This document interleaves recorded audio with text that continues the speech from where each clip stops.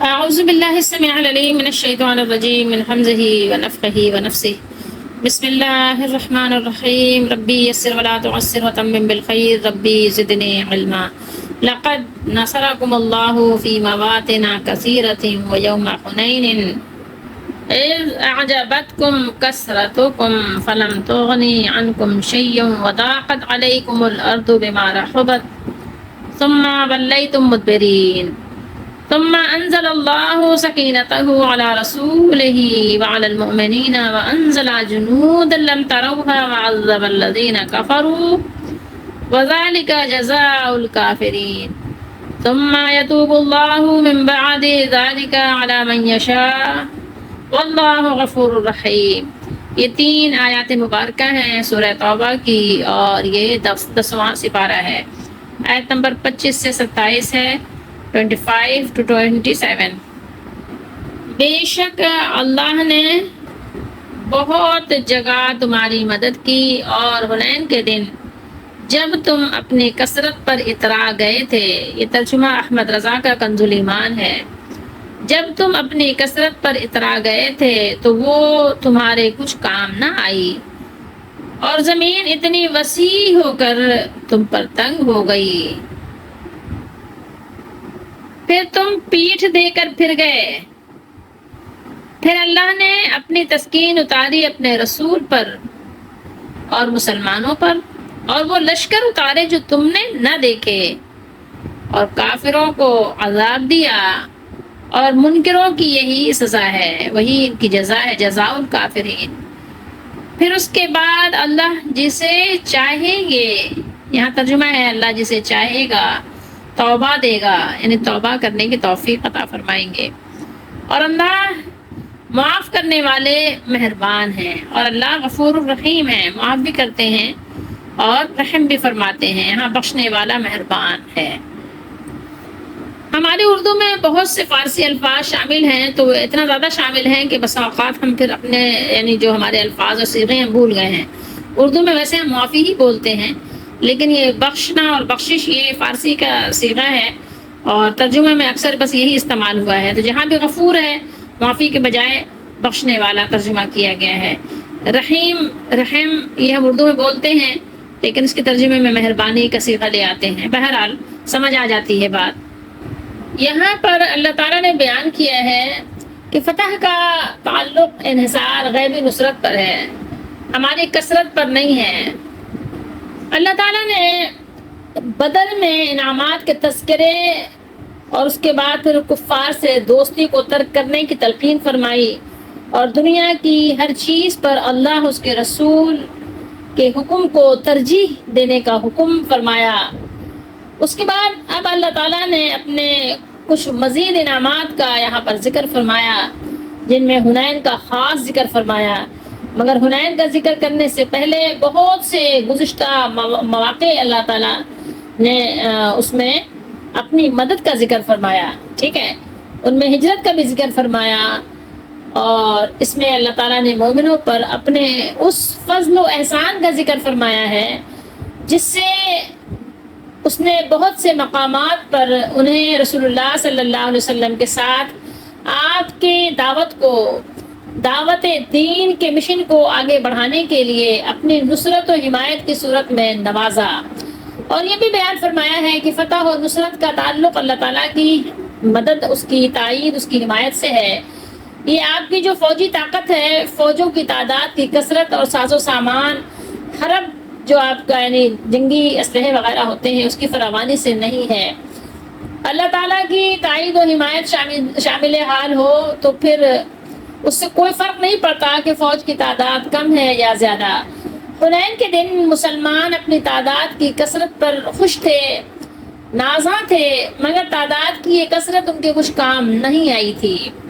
آپ کو پتہ ہے اللہ تعالیٰ نے یہاں کیا بیان کیا ہے کہ کچھ صحابہ آپ صلی اللہ علیہ وسلم کے ساتھ تھے، اس کے سوا جو اس وقت رسول اللہ صلی اللہ علیہ وسلم کے پاس سے سب چلے گئے تھے، جس کا ترجمہ یہاں ہوا ہے کہ پیٹ پھیر کر چلے گئے تھے، پیٹ پھیر دی تھی۔ تو اللہ تعالیٰ نے اپنے رسول اور ان مومنوں کو جو آپ کے ساتھ تھے اپنی تائید و نصرت سے سرفراز فرما دیا۔ مسلمانوں کو یہ بات معلوم ہو جائے کہ فتح و نصرت تو صرف اللہ تعالیٰ ہی کی طرف سے ہوتی ہے اور اختیار سب اللہ کا ہے، خواہ تعداد تمہاری کم ہی کیوں نہ ہو، جیسا کہ اس نے فرمایا سورہ بقرہ میں ہم پڑھ چکے ہیں آیت نمبر 249 249 پر، کم من فئۃ قلیلۃ غلبت فئۃ کثیرۃ باذن اللہ واللہ مع الصابرین، بسا اوقات تھوڑی سی جماعت اللہ کے حکم سے بڑی جماعت پر غالب آئی اور اللہ صبر کرنے والوں کے ساتھ ہے۔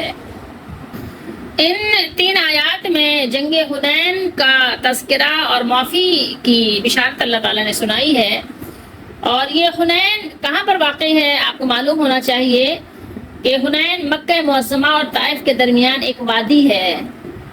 وہاں فتح مکہ جب آپ کو پتہ ہے کہ رمضان 8 ہجری میں ہوا تھا نا، مکہ فتح ہوا تھا، اس کے 1 مہینے کے بعد شوال کا مہینہ ہے، یعنی رمضان کے بعد شوال کا مہینہ آتا ہے، تو 8 ہجری میں مسلمانوں کی حوازن، ثقیف اور بنو جشم اور بنو سعد بن بکر اور بعض دوسرے قبائل سے جنگ ہوئی تھی، اور یہ وہ لوگ تھے جو اپنی عورتوں، بچوں، بھیڑ بکریوں، اونٹوں اور تمام چھوٹوں بڑوں کو ساتھ لے کر نکلے تھے۔ اصل میں ہوا یہ تھا کہ جب رسول اللہ صلی اللہ علیہ وسلم نے مکہ فتح کیا اور فتح مکہ سے آپ فارغ ہو گئے، تمام کام بحسن خوبی پائے تکمیل کو پہنچ گئے، مکے کے اکثر باشندے مسلمان ہو گئے، مشرف باسلام ہو گئے، اور رسول اللہ صلی اللہ علیہ وسلم نے ان سب کو آزاد فرما دیا، تو آپ کو یہ خبر پہنچی کہ خاندان بنو حوازن کے لوگ آپ سے جنگ کرنے کے لیے جمع ہو رہے ہیں۔ ان کا امیر مالک بن عوف ہے، اور اس کے ساتھ میں نے آپ کو نام گنوایا نا کہ بہت سارے قبیلے جو ہے شامل تھے، اس کے ساتھ تھے۔ رسول اللہ صلی اللہ علیہ وسلم کا لشکر کتنا بڑا تھا اندازہ لگائیے کہ رسول اللہ صلی اللہ علیہ وسلم ان کے مقابلے کے لیے اپنے اسی لشکر کے ساتھ روانہ ہوئے جو آپ کے ساتھ فتح مکہ کے لیے آیا تھا، اور وہ مہاجرین و انصار اور قبائل عرب کے 10,000 لوگوں پر مشتمل تھا، اور اس 10,000 لشکر کے ساتھ مزید 2,000 افراد بھی تھے جنہیں طلقہ کے نام سے موسوم کیا جاتا تھا۔ یہ 2,000 وہ تھے جو مسلمان ہوئے تھے، جو ایمان لے آئے تھے مکے کے لوگ، تو 10 میں 2 ملا دیا آپ نے، تو یہ 12,000 کا لشکر مسلمانوں کے ساتھ تھا۔ مسلمان کتنے تھے؟ 12,000 لشکر پر مشتمل ان کا قافلہ تھا، جبکہ اس کے مقابلے میں دشمنوں کی تعداد صرف 4,000 کے قریب تھی، یعنی کتنی ہو گئی؟ 2 گنا مسلمان زیادہ ہو گئے، ٹھیک ہے، اور کافر کی تعداد کم ہوئی، 12 اور 4 اندازہ لگا سکتے ہیں نا۔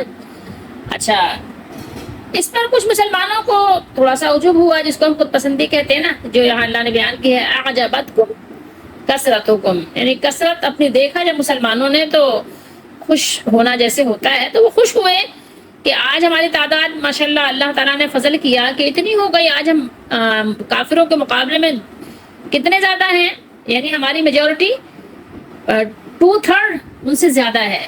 آپ اندازہ لگائیں نا کہ وہ 4,000 ہیں، ہم 12,000 ہیں، تو اس طرح تو ہم بہت سے مواقع پر خوش ہوتے ہیں، اور اللہ کا فضل اور اللہ کی رحمت اور اللہ کی مہربانی سے اس کو ہم تعبیر کرتے ہیں اور کرتے رہتے ہیں۔ جیسے کسی کا بیٹا نوکری مل جائے، اس کو زیادہ پیسہ کمانے لگ جائے، کہتے ہیں اللہ کا فضل ہے، تو بارہا ہم اس طرح کے معاملات تو ایسا کرتے رہتے ہیں۔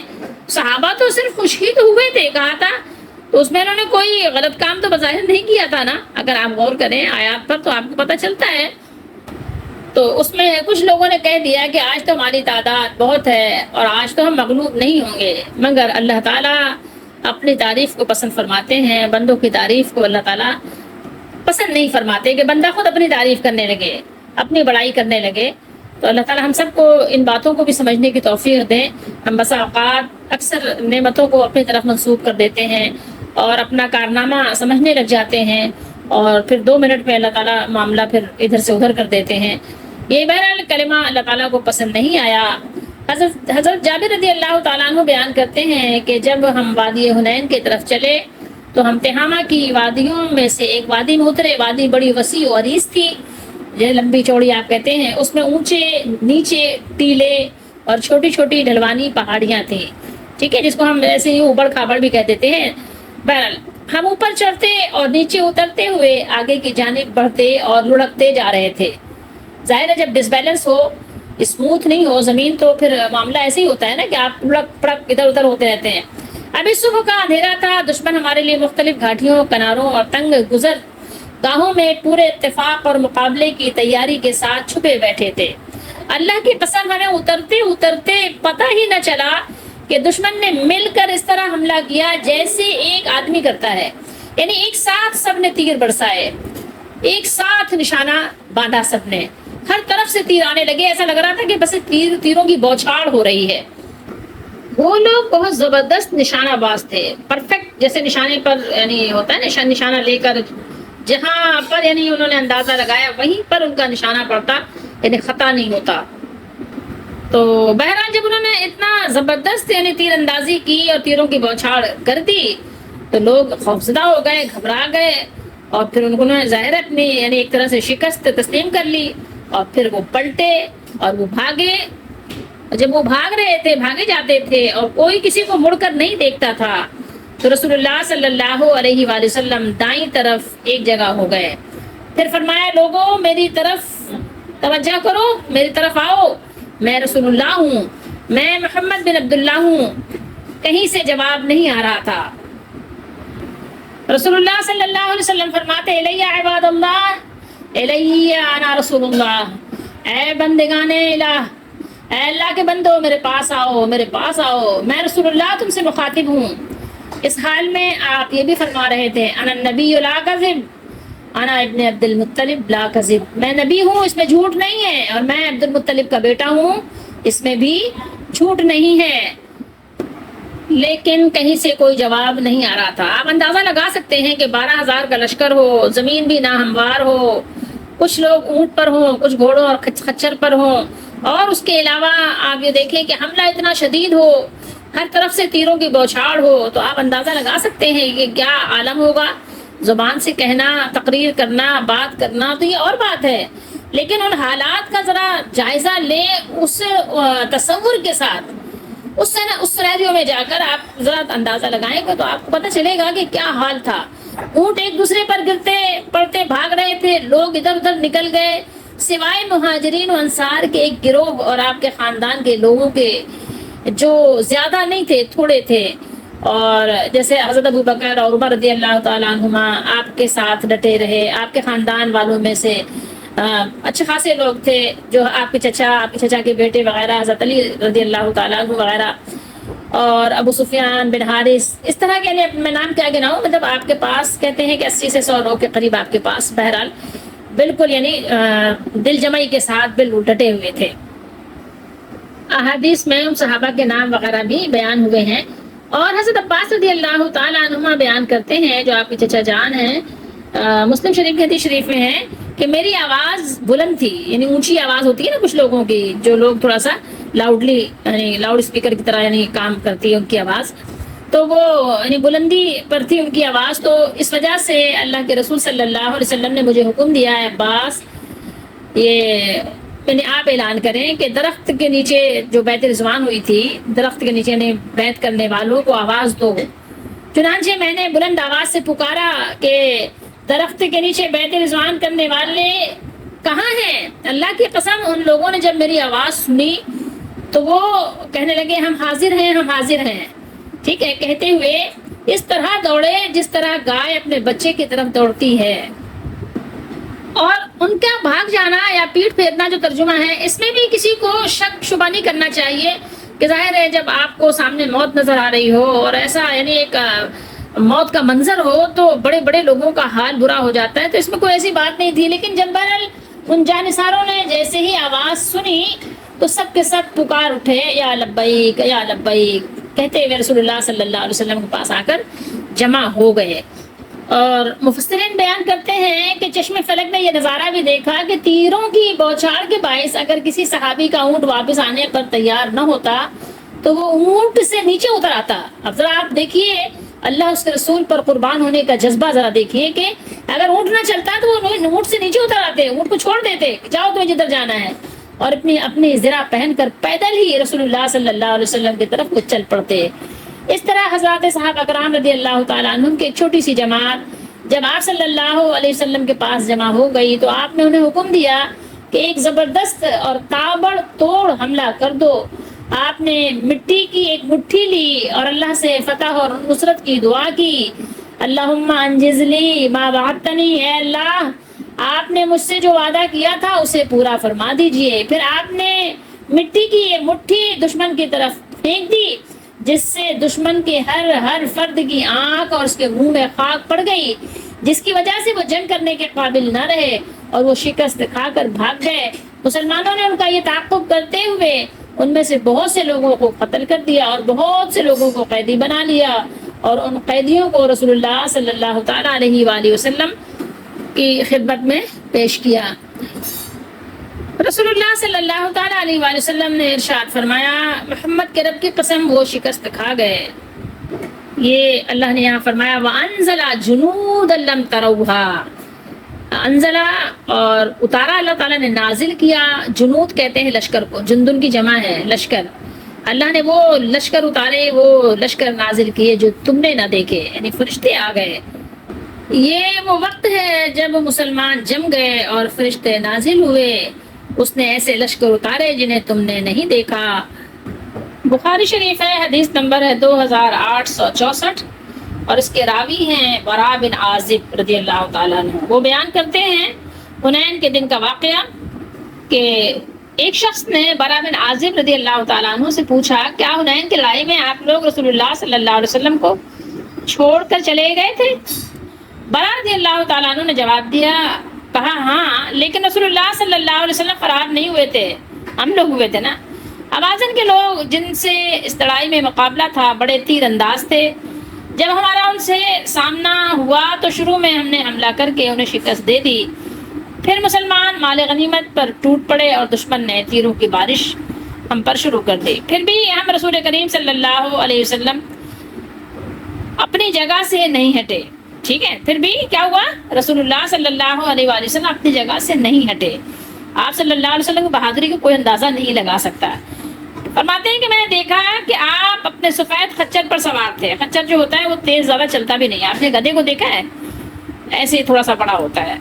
ابو سفیان بن حارث بن عبد المطلب رضی اللہ تعالیٰ عنہ اس کے لگام تھامے ہوئے تھے اور آپ صلی اللہ علیہ وآلہ وسلم یہ شعر فرما رہے تھے کہ میں نبی ہوں، اس میں جھوٹ کا کوئی دخل نہیں، میں عبد المطلب کی اولاد ہوں۔ انا نبی لا کذب، انا ابن عبد المطلب۔ ٹھیک ہے، یہ حدیث شریف بہت سے مقام پر بخاری میں موجود ہے، مسلم شریف میں بھی موجود ہے۔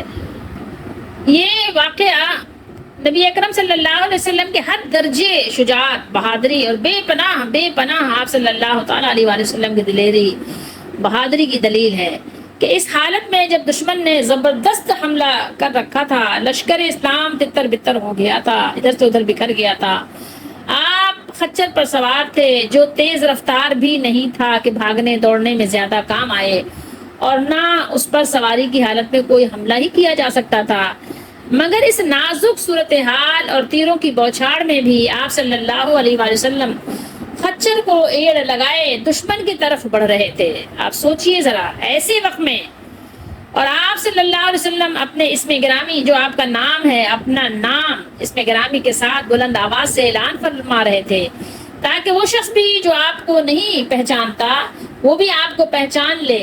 ٹھیک ہے، جو آپ کو پہلے سے جانتا نہیں تھا کہ آپ کون ہیں، اس خچر پہ سوار کون ہے، جان لے لوگ کہ میں اللہ کا سچا نبی ہوں، میں ہی ہوں جو لشکر کو لے کر آیا ہوں۔ ٹھیک ہے، اور اس میں کوئی جھوٹ نہیں ہے، اور میں عبد المطلب کا بیٹا ہوں۔ وہ اعلان بھی فرما رہے تھے۔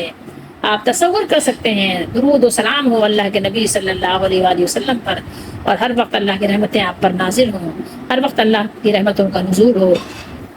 نبیوں کے توکل، نبیوں کے اللہ پہ بھروسے کا کوئی اندازہ نہیں لگا سکتا، چاہے وہ ابراہیم علیہ السلام ہو یا وہ یوسف علیہ السلام ہو یا وہ محمد رسول اللہ صلی اللہ علیہ وسلم ہو، کوئی بھی نبی ہو۔ اور یہ محمد رسول اللہ صلی اللہ علیہ وسلم کا جو بیان یہاں پر موجود ہے قرآن و حدیث میں، یہ سب کچھ اللہ تعالیٰ کی ذات گرامی پر مکمل اعتماد اور توکل کا نتیجہ تھا۔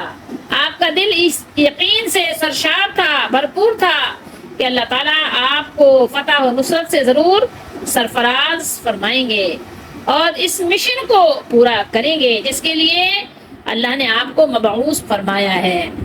ٹھیک ہے، وہ آپ کے دین کو دنیا کے دیگر تمام ادیان پر غلبہ اور سربلندی عطا فرمائیں گے.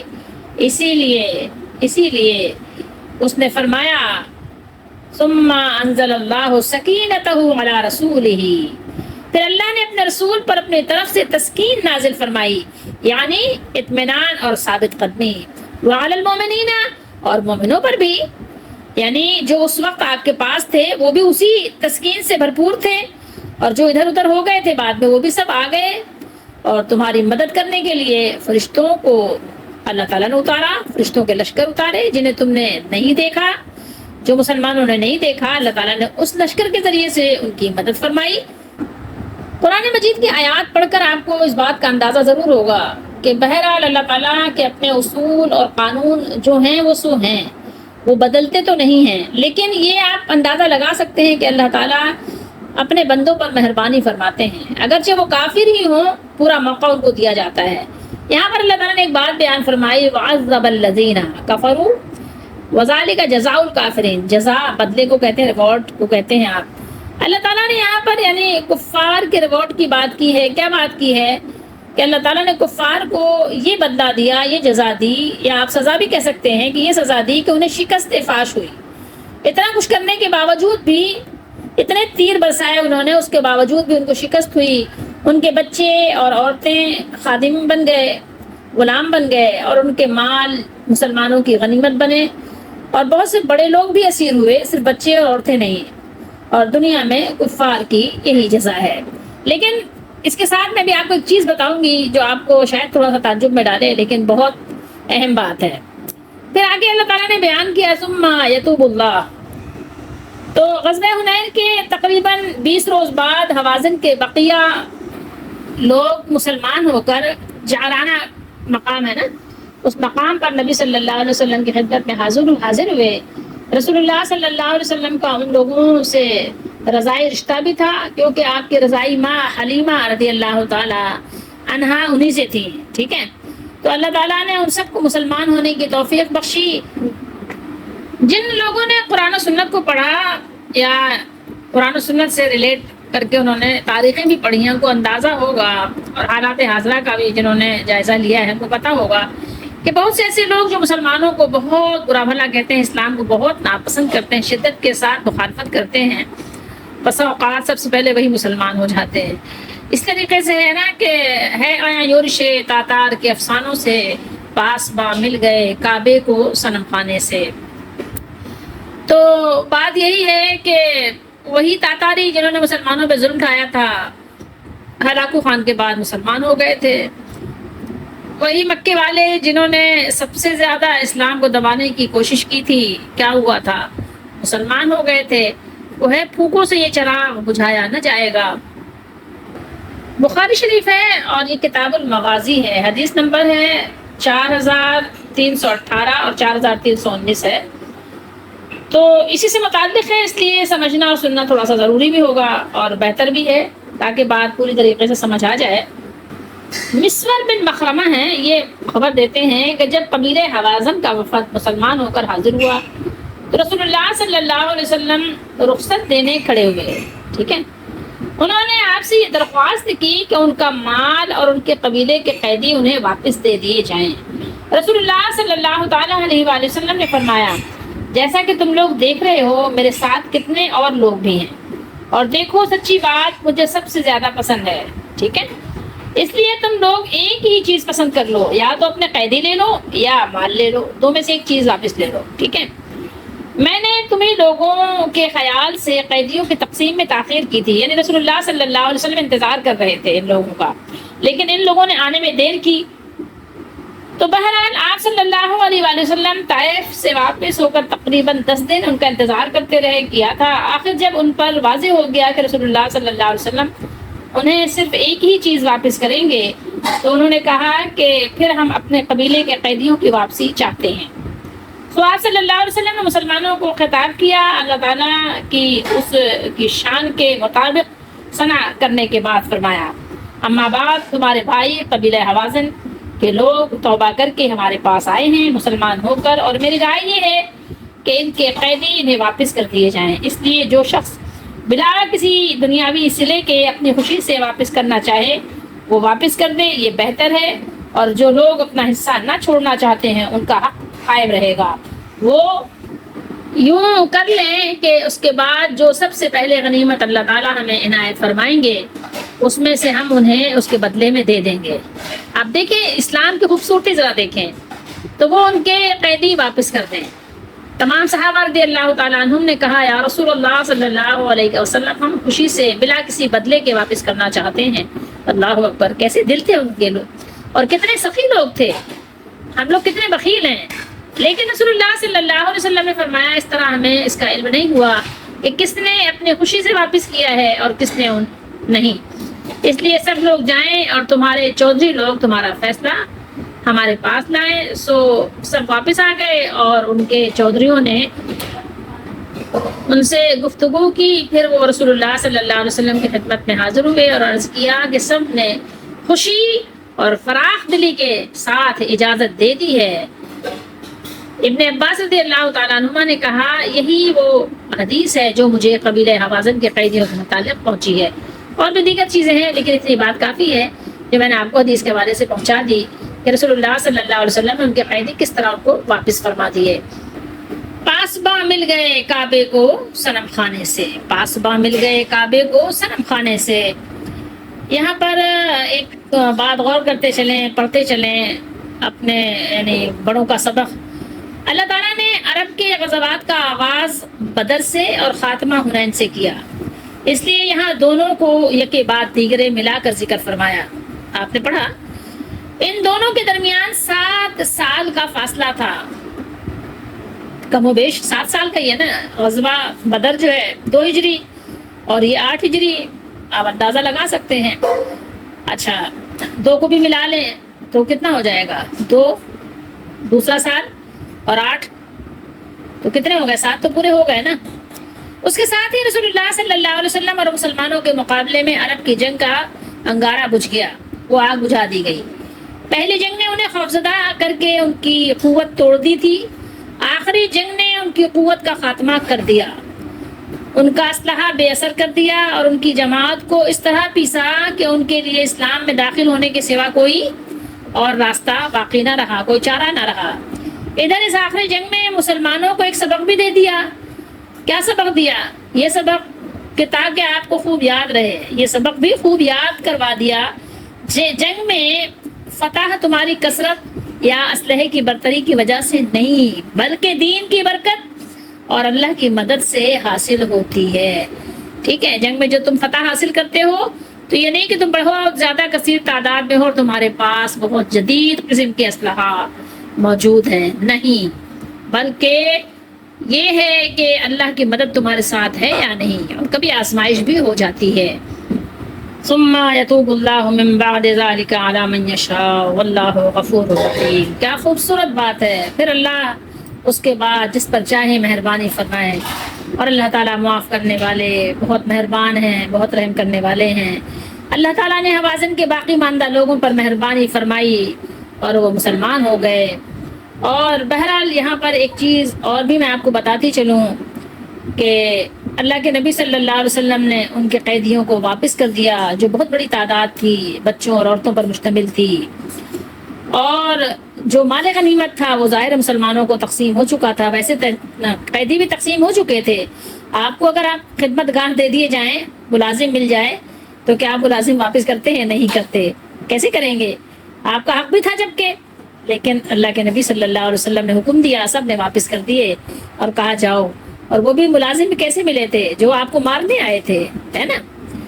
اور وہ طلقاء جو نئے نئے مسلمان ہوئے تھے، اللہ کے نبی صلی اللہ علیہ وسلم نے ان کو زیادہ مال دیا تھا، کہ زیادہ مال ملا بھی تھا، آپ نے خود دل کھول کر تقسیم کیا تھا، دل کھول کر بہت آپ نے لوگوں کو بکریاں اور گائے اور بھیڑیں اور کیا کچھ آپ نے لوگوں کو نہیں دیا۔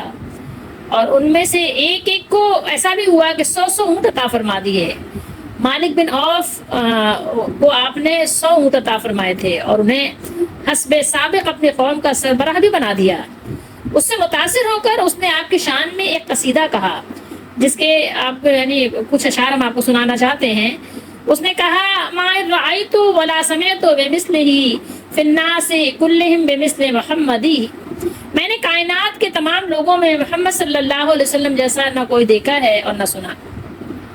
اوفى وعطى للجزيل إذا جدتديا ومتى تشاء يخبرك عما في غدي.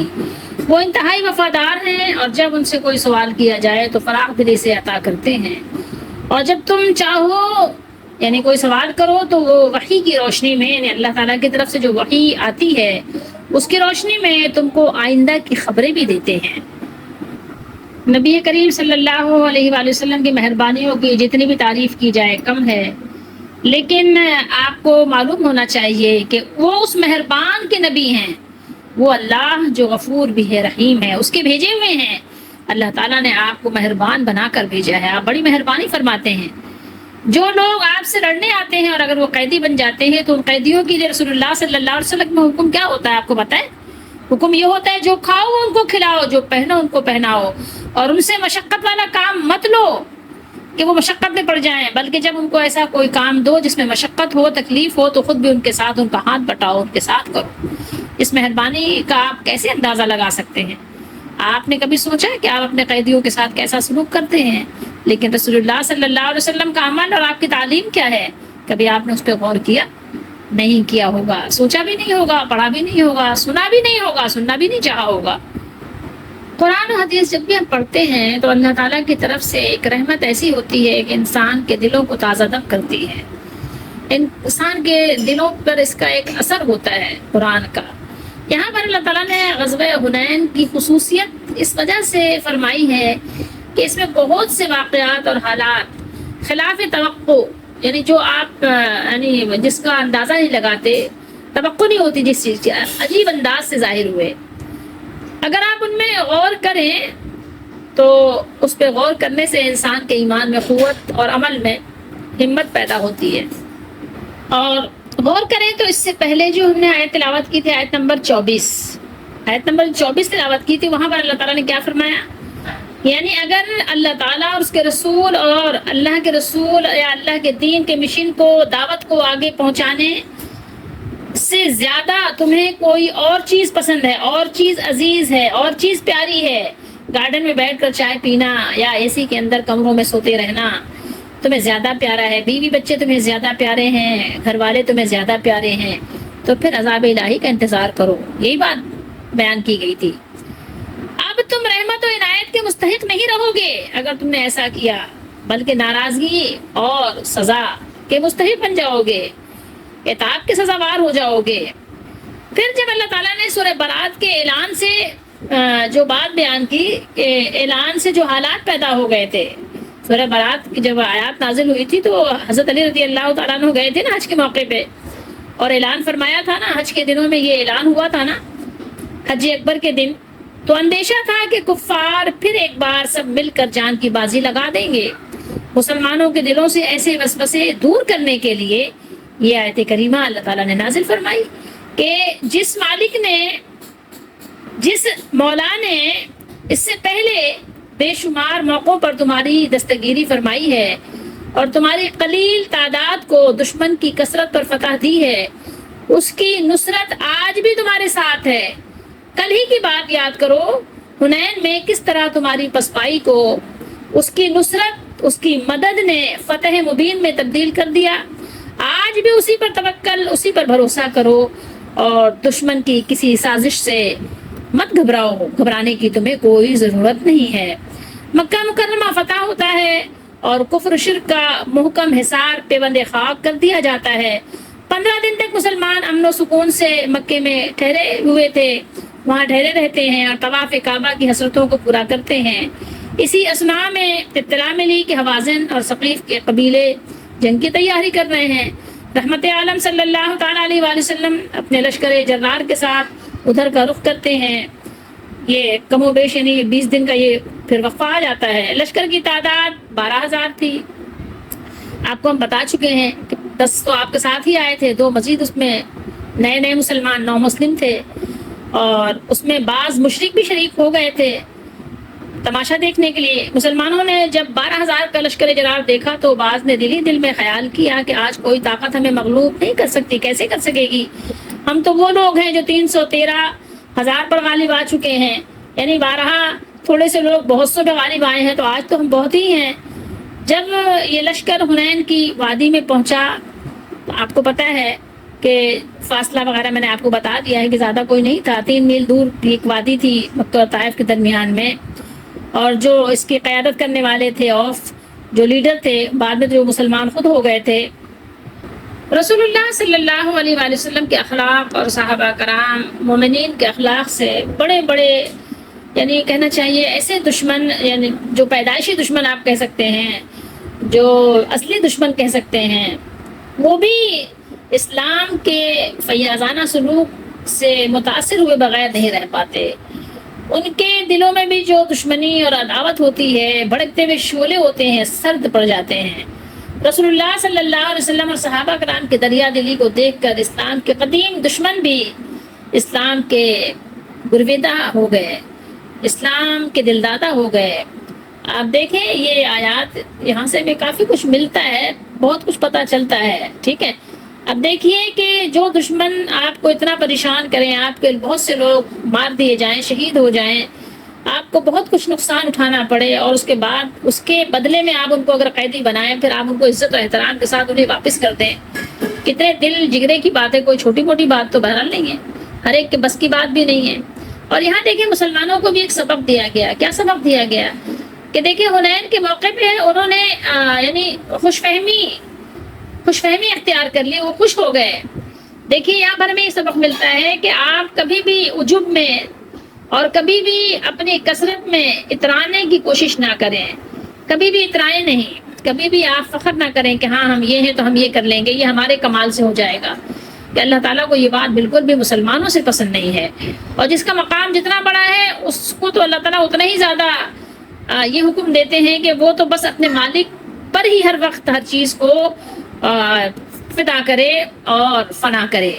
دیکھیے جب موسیٰ علیہ السلام اتنی بات کہہ دیتے ہیں، قوم پوچھتی ہے کہ بھائی علم کون زیادہ علم والا ہے؟ آپ نے اتنی بات کی، نبی سے زیادہ کون ہو سکتا ہے؟ آپ نے فرما دیا میں، اللہ نے اس بات کو بھی نہیں پسند فرمایا۔ یعنی موسیٰ علیہ السلام کو وہاں بھی یہی کہنا چاہیے تھا کہ اللہ ہے، حالانکہ یہ مراد ان کا تھا ہی نہیں۔ اسی طریقے سے یونس علیہ السلام اپنے قوم سے نکل کر جاتے ہیں تو اللہ کا حکم نہیں آتا کہ آپ نکل کر جائیں، وہ جاتے ہیں تو پھر کیا حکم ہوتا ہے؟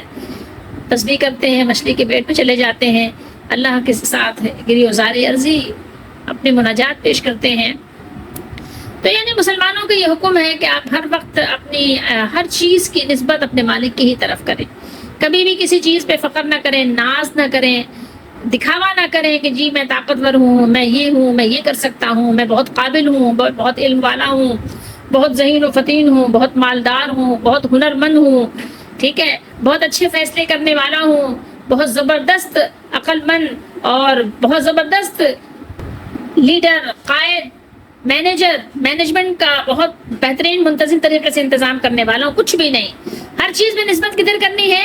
اللہ، اگر اللہ چاہے تو انشاءاللہ، اگر ہو جائے کوئی چیز تو ماشاءاللہ، ٹھیک ہے، الحمدللہ، سبحان اللہ، بارک اللہ، تبارک اللہ، رحمت اللہ، سلام اللہ، ساری یعنی آپ نسبتیں کدھر کرنی ہے؟ اللہ کی طرف کرنی ہے، سب کچھ اللہ ہی کی طرف سے ہے۔ اللہم انت السلام و منک السلام، اللہم انت السلام و منک السلام، تبارکتا ربنا و تعالیت یا ذا الجلال والاکرام۔ بزرگی اور عظمت ایک الہ کو زیب دیتی ہے، بزرگی اور عظمت ایک الہ کو زیب دیتی ہے۔